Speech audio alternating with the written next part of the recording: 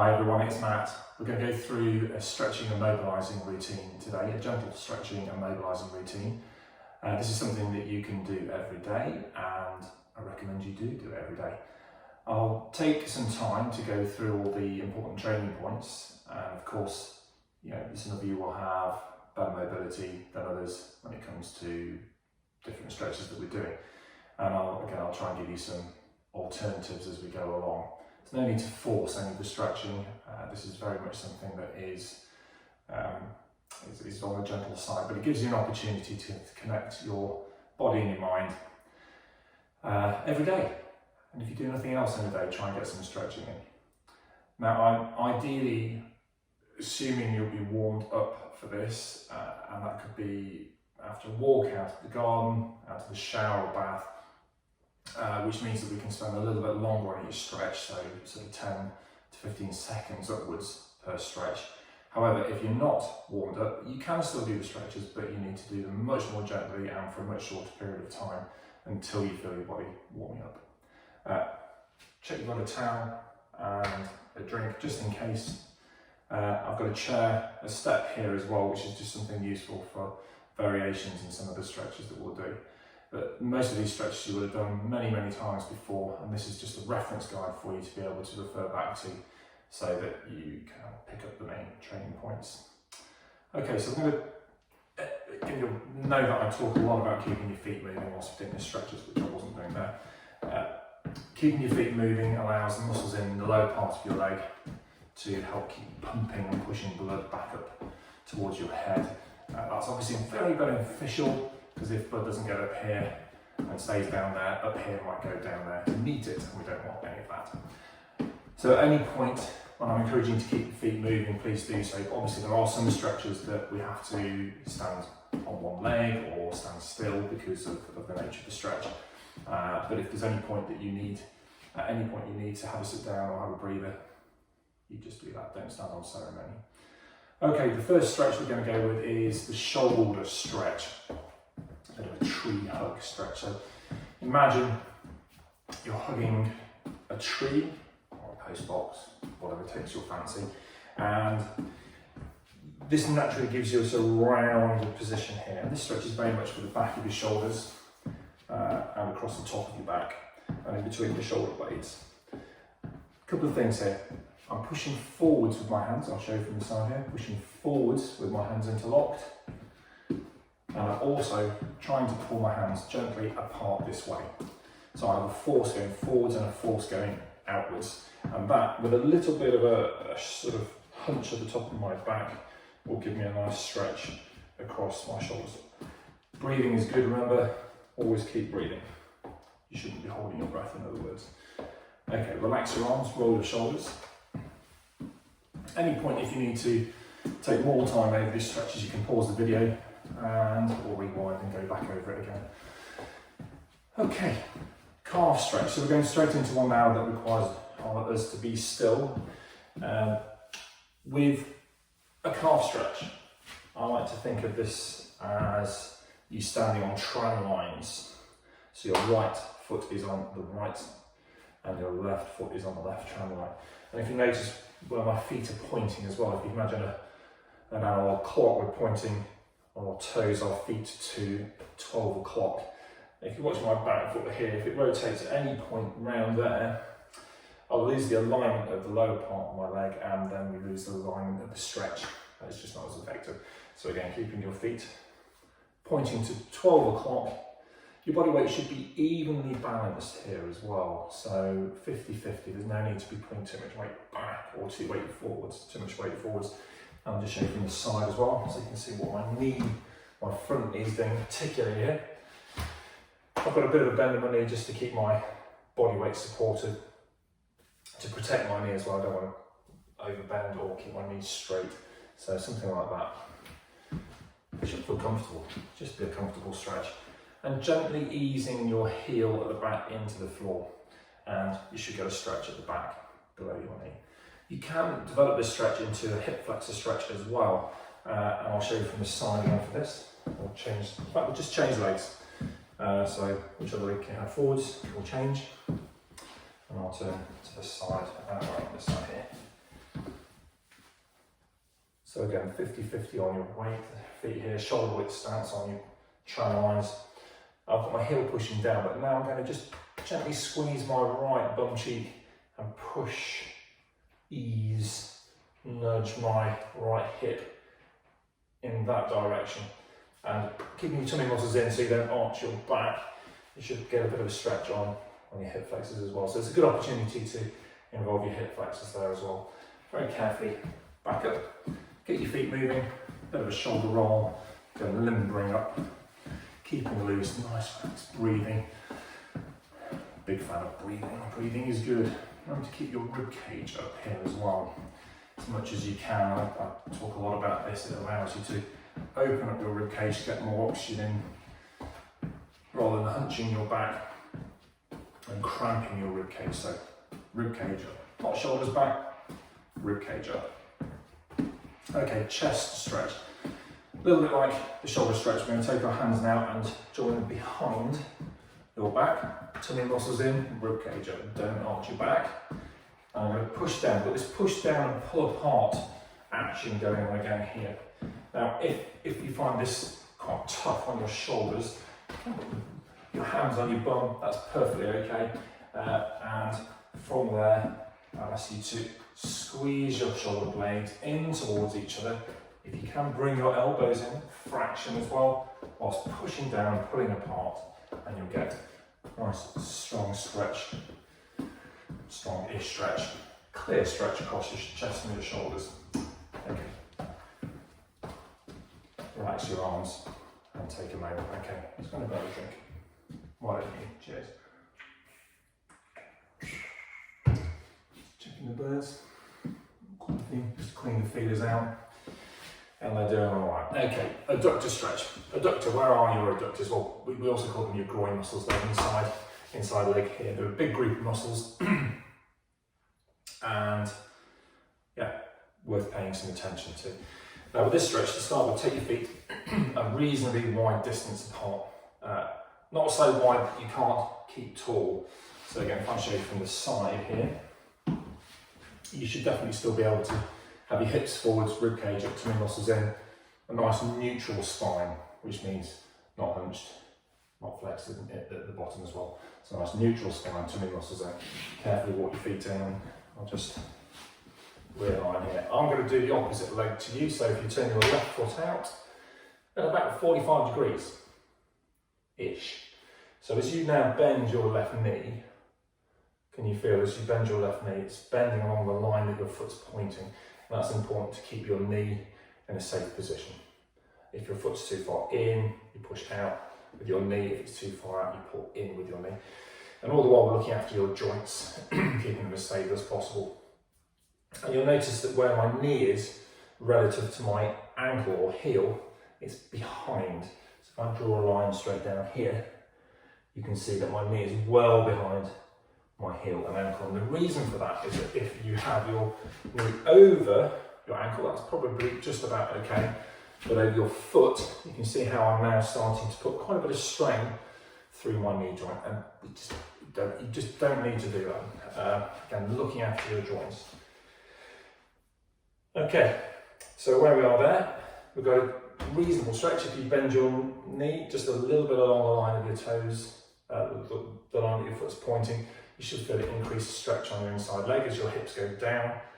Very gently squeeze your bum cheeks in and feel your hips nudge forwards as well. That needs to be potentially a very small movement to get quite a big effect on the front of your hips. And again, if you've got wear and tear on your hips or your hip mobility is not as good as you would like, you'll feel this as a strong stretch, but it's good if done gently. Okay, straighten your leg, bring your foot in, turn your other foot out, bend your other knee. Spend quite a lot of time on that side. Same again. So foot pointing out at about 45 degrees, bending your knee along the line that your toes are pointing. That in itself should allow your hips to sink down, get a stretch on the inside leg. Very, very gently squeeze your bum cheeks and push your hips forwards. And what I would also be looking for here, or when I do, you might see me do this myself quite often, is can I still move my pelvis a little bit around here. Again, not a big movement, but just enough to keep it mobile. If I'm stuck in a position, then maybe I need to bring my feet in and just find a position that allows me to stretch, but still have a little bit of mobility in my pelvis. Straighten your leg, bring your foot in, bring your feet in, and we'll get your legs moving again. And remember also, when you're coming out of a stretch, especially if it's a stronger stretch, you'll be pushing the stretch a little bit. All words that I've asked you not to use, so don't push and don't go too strong. Unless you're really, really warmed up and you're looking for developmental stretching, but that's a slightly different subject. Always come out of stretches very, very carefully, very slowly, because that's the point at which you could potentially hurt yourself, and that's certainly not something we want to do here. Tricep stretch. Triceps, the back of our arms. Anything that involves is straightening our elbows, really. So it could be getting out of a chair, reaching up at a cupboard, pushing a door. Anything that involves straightening our elbows is going to use our triceps, and obviously a hugely important muscle for very functional exercises and movements, as well as sort of being part of your shoulder movement. We'll start with this side. So if you take one hand up and over your shoulder, over the same shoulder as the hand that you're using, the arm that you're stretching, that in itself should start to give you a bit of a stretch down the back of your arm, the back of the top of your arm. Things to look out for here: don't push at all onto your head with your arm. You're keeping your arm off your head and your neck, and keeping your elbow pointing up as much as you can. Remember here, don't artificially point your elbow higher by arching your back, because all you're doing there is arching your back. You're not increasing the stretch on your triceps at all. Now from here, you can take your other hand and ease your elbow upwards to increase the stretch very gently and a little bit more, still keeping your shoulders down and breathing, smiling, keeping your abs in as well, and relax your arms. Keeping your abs in, really important to help stabilise your spine and the pelvis and the spine together as an R, and making sure you breathe at the same time. Take your other hand up and over, and this time, if you're happy with this and maybe want a little bit extra of a stretch, you can take a spider over your elbow and ease your elbow backwards. Or if you're feeling really ambitious, join your hands behind your back. That is optional, of course. Relax your arms. Now, if you do want to work on your flexibility with that one really good way, other than just doing the stretches that we've just done, but if you find that you're needing to push it, want to push it a little bit more, is you can take a towel.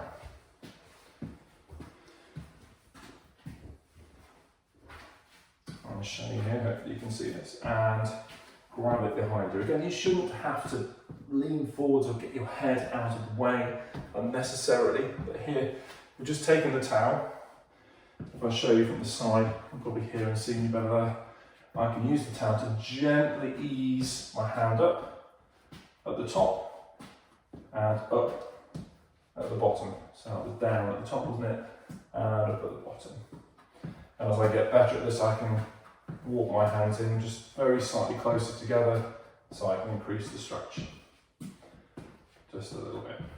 And of course, you could repeat that on both sides. All the while, keep your tummy muscles in.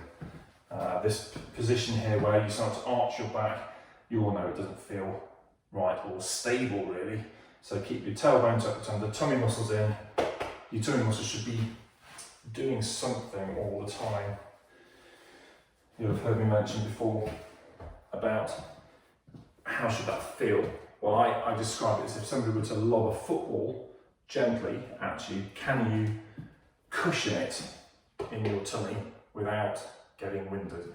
So it's so tight that you can't breathe and relax, but it's not so slack that if the ball were to hit you, that it would or might wind you. So it should be just engaged. If somebody were to give you a little light jab, could you absorb that punch, that little jab? Okay, so that's triceps done. Hamstrings. Now the hamstrings start in the bony bit, from the bony bit at your bottom, and come all the way down to just below your knee. Arguably, I think the most uncomfortable stretching, unless you have something particularly flexible. For me personally, it's always quite a strong stretch this. So starting with your feet to shoulders width, take your left foot forwards, just in front of the line of your toes. Doesn't have to be too far. I'm putting most of my body weight, probably 2/3, 3/4 of my body weight through my right leg here. And as you can see, I've got a bend in my knee, my right knee. And I'm going to put my hands one on top of the other and above my right knee. And I can now sort of rest a little bit into my right leg. So all the while I'm supporting my body weight, protecting my back, and allowing a bit of freedom to stretch on my left leg. Now you can see naturally I'm already bringing my left foot up, which is fine. Gives me a stretch down the back of my knee, the lower part of my hamstrings, but what I'm really looking for now is to flatten or sort of get into a nice flat position, the lower part of my back. And that will then tilt my pelvis. We call that it's a posterior tilt, but it's where you're arching. You're not arching, but it might feel like you're arching your lower back. But if you do that, you can feel the stretch increase towards the top and towards your bum, then you know you've got a nice sort of postural position there for the stretch. Very carefully up and change legs and change sides as well. So remember, take your foot forwards just in front of the line of your toes. If you go too far forwards, again, you're just putting strain on your supporting leg, and you don't need to. Looking at the stretch just here, so just in line is fine. Again, you don't want to be too far out to the side. It just destabilizes you. So one hand on top of the other, above my knee on my left leg this time. And again, I'm actually lifting my shoulders a bit there, so I could probably relax my shoulders. Bring my foot up, flatten the small of my back, and just play around with how straight my knee is to increase the stretch up and along the back of my thigh. Hope you're all breathing still, which is good and important. Okay, very carefully up again. Grab a little drink, why not? So I'm taking quite a bit of time over these stretches. We've got a couple more to go. And of course, when you get more used to these stretches, you might develop your own stretching routine on a daily basis. And I would recommend that you do that. And again, this is always something you can come back to pick up on some of those little points that are important just to improve maybe the effectiveness of each of these stretches. I like this stretch that you're going to do now. Thank you to Janet for this one many moons ago. It's just a simple reach up, but alternate your heels. Keep your feet moving. I mentioned this right at the beginning. Keep your feet moving to keep the blood moving. As you reach up, tummy muscles in, don't arch your back. And relax your arms. So just a reach up to the sky stretch. Anytime you're reaching your hands above your head, potentially can drain blood away from other parts of your body because your heart has to work harder to push blood up to your arms, but it's just nice to get a bit of a stretch in there as well. Okay, last stretch is the quad stretch to the front of our thighs. And simple as that really. We're taking heel to bottom and keeping your knees in line and gently pushing your hip on your bent leg forwards there. Now, that's quite a lot of stuff in one go, so I'm going to break this down and talk about it in a little bit of detail. And of course, this particular stretch is one that's used, can sort of require quite a lot more improvisation and just adjustment for people who've got new knees or OA knees and hips. Okay, very carefully change legs. I struggle a little bit with my right knee, so I go carefully with this. Rib cage up, knees together, softening on your standing leg, and ease your hip forwards. I'll show you from the side, but you'll see perhaps get a better view. The direction of travel here with your hip, we've already done a little bit of a hip stretch with the calf stretch earlier. But again, as you squeeze your bottom in, gently ease your hip in that forwards direction, and you'll feel the stretch go all the way down your thigh. Okay, carefully. Your heel come down. So this is potentially quite an awkward stretch. So we'll look at how we can vary that and use something maybe like a chair. or a step. So for example, if you find it awkward to get your heel up to your bottom, just pop your foot onto a chair and you can do exactly the same training points as we looked at earlier. So knees together, roughly knees together, softening on your standing leg, ease your hip forwards, nice and tall, get the stretch across your hip and your thigh and your knee. And maybe that's too high in itself, so something like a step. But again, I'm doing the same leg each time here, but that's fine. And again here, you can still see I've got knees together, I can squeeze my bottom in, I can push my hip forwards, get a stretch down the front of my thigh. Any stretch that we can have an opportunity to work across two of our big joints is a stretch really, really worth paying some close attention to, because we get a lot of bang for our buck, if you like. And again here, hip flexor stretch, knee stretch, knee muscle stretch are very, very, very important muscles for keeping our pelvis free, our back free, and just general mobility in everyday activities.